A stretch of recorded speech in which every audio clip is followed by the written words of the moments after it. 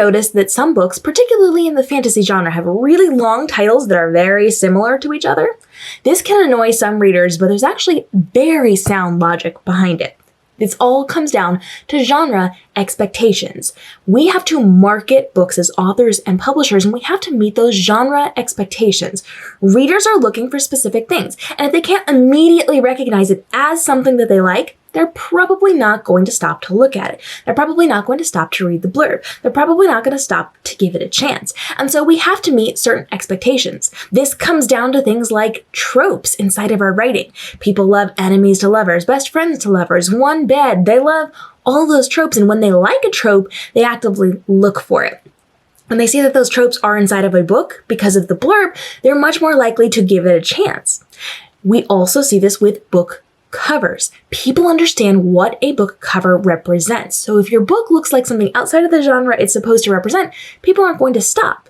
People know with fantasy novels that we typically have big fonts and we have some cool detail work behind it. It is more of a script font-based cover than people on the covers.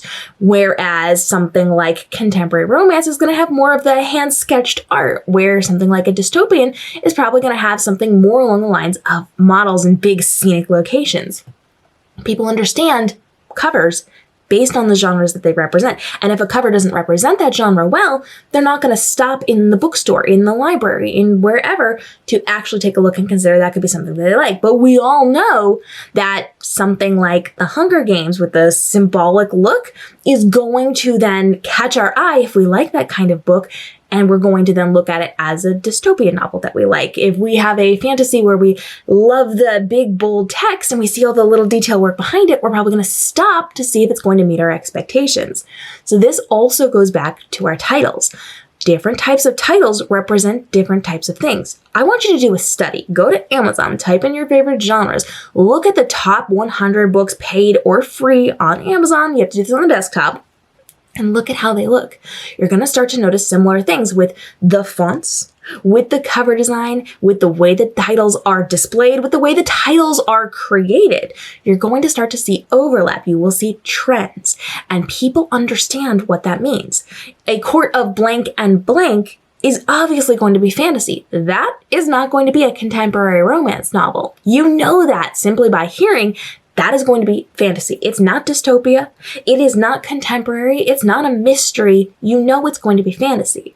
And so we lean heavily into those genre expectations so that people get their attention on the books that we are selling. So people do lean into it. And sometimes it is kind of close. Sometimes those genre expectations, especially in the fantasy realm, are very similar. A blank, and blank. We know longer titles are fantasy books. We know shorter titles are probably contemporary books. We understand as we are consuming it because so many things fall into line with this. So yes, you will see long titles for fantasies because that is the expectation. Short one-word, two-word titles do not go with the genre. You may find some outliers, but for the most part, you're going to see multi-word titles. And a lot of that also lends itself to the cover design. People understand that book covers for fantasy tend to lean toward a lot of font on the title or a lot of title on the cover. If you have a one or two word book, you can't have a genre expectation cover. So you have to lean more heavily into that. We want to go with more of the fantasy, the whimsical, the magical-y type things, and having one or two words just doesn't do that. And so we lean into the different types of things. So even within the fantasy realm, you're going to see different types of titles. If it is more of like an urban fantasy versus like an old school magic-y type fantasy versus something that is like a high fantasy like Game of Thrones, which is going to be different than something like a lower level fantasy.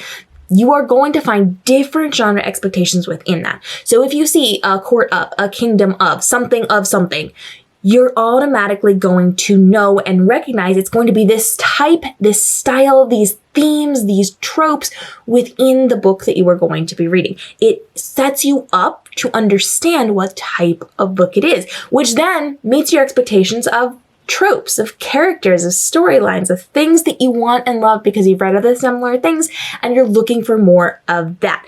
It is a marketing tactic. It is how we sell books to you. So you're going to see a lot of overlap. You're going to see a lot of similar things. It's just the way that it boils down because of marketing. Now you are going to see, you can actually track this throughout the years, the shifts in how titles work.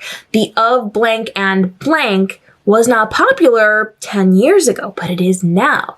We're starting to sway away from that. And so you're starting to see some of the new things kind of bubble up. You're seeing those shifts. You're seeing how things, especially and specifically the traditional publishing realm, they are the ones that kind of dictate what the titles are going to look like, and everybody else kind of falls in line with that. So you're going to start to see more of that. You're going to see those shifts. And now that you know this is a thing, you're going to be able to track it from fantasy all the way over to contemporary, to your dystopians, to your mysteries, to your thrillers, to your whatevers. You are going to start to see very similar things. The layouts, the covers, the tropes, all those genre expectations will be delivered to you, and all of them will be packaged in a way that will make it easy for you to consume, digest, understand, and make a choice about whether you're going to invest your time looking deeper into it to see if it's a good fit for you.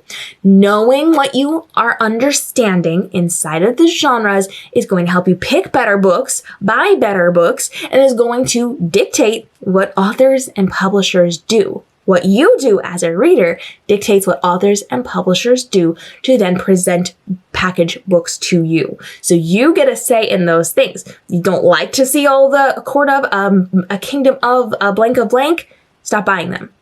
Go work on something else. Go pick something else, and you're going to start to see the trends shift more toward those things. Questions? Go ahead and drop it down below. We talk about book marketing all the time. We talk about book packaging and presentation and publishing and writing and all of those things. I'm here to help answer your questions. I'm a multi-time best-selling author, and I want to make sure that this is your most profitable year ever, whether you're a writer or a reader. From your writing to your publishing to your marketing to your existing in the publishing space, I want to help you to make this your most profitable year ever, save time and effort creating your content for social media to market it, and live your best writer-reader life right now. Follow along for daily videos. We'll see you in the upcoming ones.